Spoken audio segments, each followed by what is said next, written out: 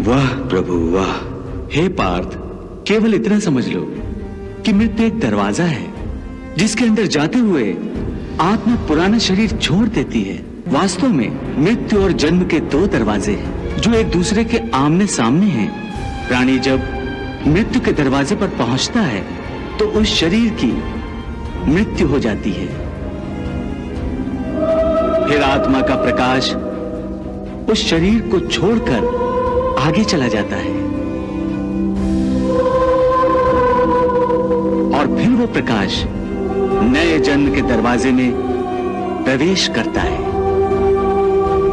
जहां जीवात्मा को फिर से एक नया शरीर प्राप्त हो जाता है और वहां से उसके नए जन्म की नई यात्रा शुरू हो जाती है।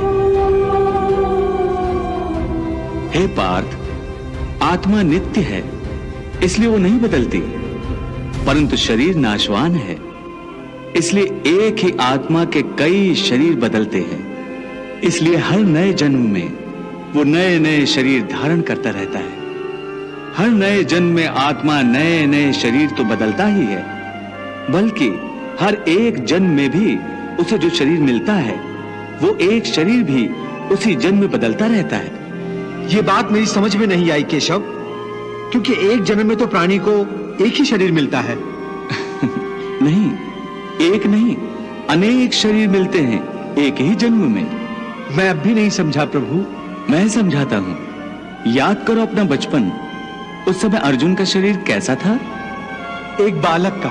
और आज वो शरीर कहां है? वो शरीर तो बदल गया इस शरीर में। अर्थात वो शरीर नहीं रहा।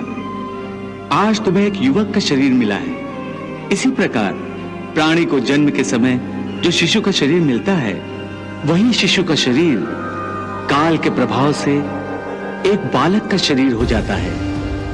फिर वो किशोर अवस्था में आता है, फिर एक जवान पुरुष का शरीर बनता है, फिर अधेड़ उम्र का, फिर बूढ़े का रूप लेकर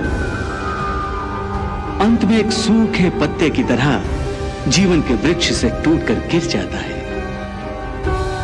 इस प्रकार जो शरीर पल पल छिन छिन अपने विनाश की ओर बढ़ रहा है, उस शरीर की मृत्यु का शोक ज्ञानीजन नहीं करते। इसी रूप के लिए शास्त्र कहते हैं, कृष्णम वंदे जगद्गुरुम। फूल की भांति हमारे शरीर अपने प्रकृति के कारण जन्मते हैं, बच्चे बनते हैं, जवान होते हैं, फिर वही जवानी मुरझाने लगती है जिसे बुढ़ापा कहते हैं। और उस वृद्ध शरीर को जब आत्मा छोड़ देती है तो उस शरीर की मृत्यु हो जाती है। परंतु वो आत्मा कहां चली जाती है? शरीर के बिना आत्मा कहां और कैसे वास करती है? पुराना शरीर छोड़ने के बाद आत्मा नए शरीर में वास करती है। किसी शिशु के शरीर में चेतना रूप होकर आ जाती है, फिर वही चक्र शुरू हो जाता है। फिर वही जन्मना, रेंगना, उठकर चलना, फिर लड़खड़ाना और गिर जाना। ये सब शरीर के कौतुक हैं। इतनी बात समझ लोगे तो ना तुम्हें किसी के मरने का शोक होगा और ना तुम्हें मृत्यु का भय होगा।